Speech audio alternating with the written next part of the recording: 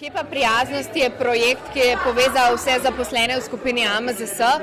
Namen projekta pa je bil širiti dobro, prijaznost, povezati zaposlene in jih še dodatno motivirati.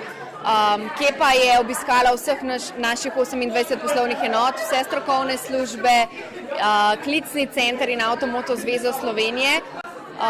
In moram povedati, da smo zelo zadovoljni, da je več kot 71% vseh zaposlenih napisali lepo misel, prijazno misel za prijatelje, sodelavce, znance in vesolje in skupaj z nami razširilo prijaznost. Naš projekt je imel tudi dobrodelno noto in sicer je vsaka zapisana misel, se pravi 71% zaposlenih je zapisalo lepo prijazno misel, pomenila 1 evro donacije Društvu Rdeči noski in klovnom zdravnikom, ki po slovenskih bolnišnicah obiskujejo male in malo večje bolnike in jim vračajo življenjski pogum.